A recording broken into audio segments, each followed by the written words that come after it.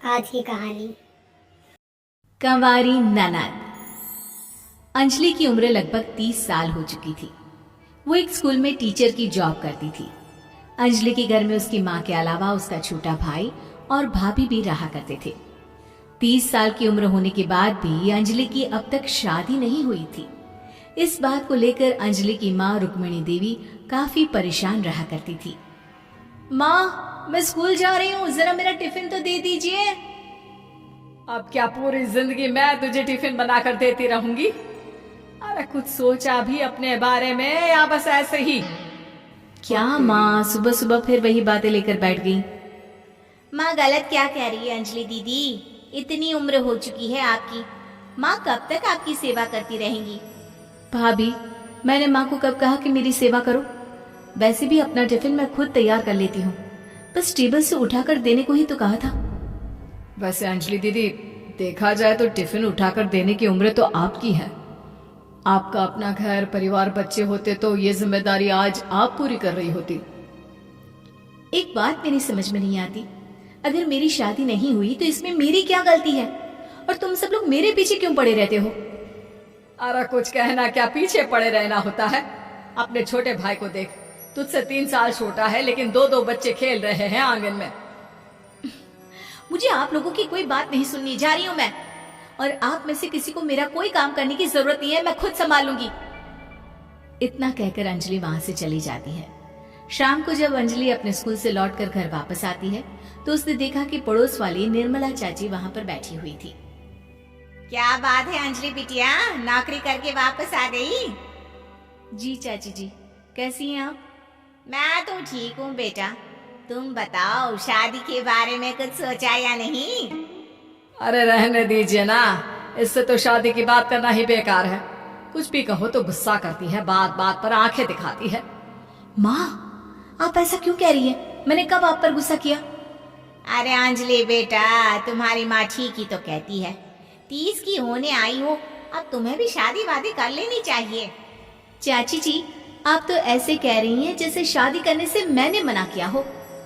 रहने दीजिए निर्मला चाची, हमारी अंजलि दीदी को अभी तक उनकी पसंद का दूल्हा नहीं मिला ना, इसीलिए वो शादी नहीं कर रही। भाभी, ऐसी कोई बात नहीं है। अरे तो फिर क्या बात है? तुम्हारी माँ ने तुम्हारे लिए इतने रिश्ते ढूंढे लेकिन तुम्हें कोई पसंद ही नहीं आता। क्या है ना चाची जी, हमारी ननद रानी नौकरी जो करती है ऐसे ही थोड़ी ना किसी को पसंद कर लेंगी। अरे भाई, नौकरी का घमंड है तो बात अलग है, कोई और बात हो तो बताओ, कोई रास्ता निकाला जाए। नहीं नहीं चाची जी, कोई बात नहीं है, बस मुझे अभी तक अपनी पसंद का कोई मिला नहीं है। सुन लिया आपने, इस लड़की के तो पर निकल आए हैं और इतनी उम्र में अपनी पसंद का कोई मिलेगा भी नहीं इसे। माँ, आप मेरी शादी को लेकर हमेशा मुझे ताने क्यों मारती रहती हैं? अपनी माँ की बातें तो ताने लगती है। ताने हैं? बताओ, मैंने कुछ गलत कहा क्या? देखो, ये सब छोड़ो, मेरी दूर की बुआ का बेटा है, उसकी अभी शादी नहीं हुई है, उम्र होगी कोई 34-35 साल। आप कहें तो बात आगे बढ़ाऊं? अरे हाँ हाँ, क्यों नहीं, ये भी कोई पूछने की बात है। अरे जल्दी से लड़की को यहाँ बुला लो। माँ, आप मुझसे पूछे बिना मेरी शादी की बात करने जा रही हैं और मेरी उम्र 30 भी पूरी नहीं हुई है। निर्मला चाची कह रही है कि वो लड़का 35 साल का है। अंजलि दीदी, आपको क्या लगता है इस उम्र में कोई फिल्म का हीरो आएगा आपके लिए? देखिए, अब पसंद और नापसंद की बात तो रहने दीजिए, पसंद करने की उम्र तो आपकी निकल चुकी। अब तो जो भी मिले उसी से शादी कर लीजिए, इसी में भलाई है। तेरी भाभी बिल्कुल ठीक कह रही है। अब जैसा रिश्ता मिले उसके लिए हाँ कर देना, ताकि हम भी गंगा नहाए। ठीक है, चलिए मैं उस लड़के को कहती हूँ, वो कल ही अंजलि को देखने आ जाएगा। अगले दिन निर्मला चाची के दूर का रिश्तेदार अंजलि को देखने उसके घर आता है। उसका नाम था अजय। अंजलि जी, तो आप नौकरी करती हैं, वो भी स्कूल में?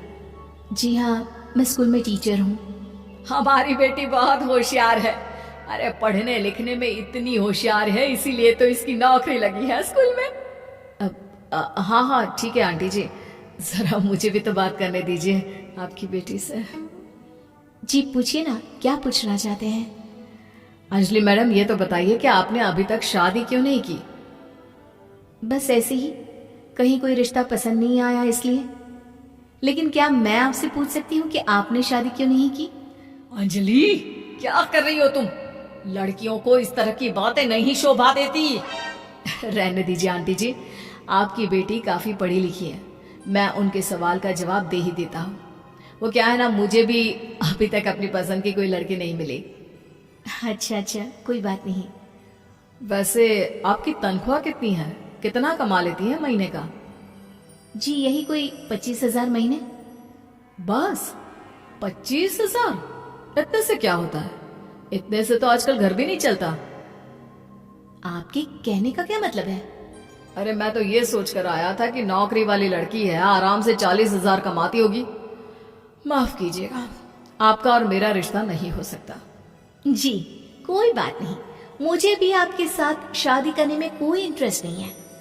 अंजलि, किस तरह की बात कर रही हो? घर आए रिश्ते को ठुकरा रही हो तुम। दीदी, अब इस उम्र में आपको इतनी अकड़ नहीं दिखानी चाहिए। अच्छा खासा रिश्ता हाथ से निकल गया, कहीं ऐसा ना हो कि जिंदगी भर कुंवारी ही रह जाओ आप। कुछ दिन और ऐसे ही निकल जाते हैं और अंजलि की शादी कभी नहीं होती। अंजलि के परिवार वाले बिंदास उसे ताने मारते रहते हैं, लेकिन अंजलि एक बड़ी नौकरी की तैयारी करती है और उसमें सिलेक्ट होने के बाद अंजलि को एक बहुत बड़ी नौकरी मिल जाती है। अब तो दीदी के नखरे और भी ज्यादा बढ़ जाएंगे भाई। अब तो इतनी बड़ी नौकरी जो लगी है, अब इनकी शादी होने से रही। माँ, मुझे नौकरी के लिए दूसरे शहर जाना पड़ेगा। आप जानती हैं ये बहुत बड़ी जॉब है और इसमें पैसे भी बहुत ज्यादा मिलेंगे। अच्छा, कितने पैसे मिलेंगे बेटा? माँ, मुझे हर महीने 90,000 सैलरी मिलेगी। क्या? अरे वाह वाह, ये तो बहुत अच्छी बात है। लेकिन फायदा क्या? कितने भी पैसे मिले, शादी तो हुई नहीं ना तुम्हारी। अंजलि नौकरी करने के लिए दूसरे शहर में चली जाती है और जब कुछ महीनों के बाद वो वापस घर आती है तो उसे अपने पति के साथ देखकर उसके घर वाले हैरान रह जाते हैं। अरे अंजलि, तूने शादी कर ली और हमें बताया तक नहीं। और दामाद जी करते क्या है? इतनी बड़ी कार है उनकी। माँ, मैं आपको सब कुछ बताना चाहती थी, लेकिन आप सबके ताने सुनकर बहुत दुखी हो गई थी और इसलिए मैंने अपनी पसंद से शादी कर ली। मेरे पति मेरे साथ ही ऑफिस में नौकरी करते हैं और बहुत बड़े अफसर हैं। और एक बात बताऊं माँ, आज मैं बहुत खुश हूँ। ठीक इस तरीके से ये कहानी खत्म होती है। कैसी लगी कहानी आपको? Please comment.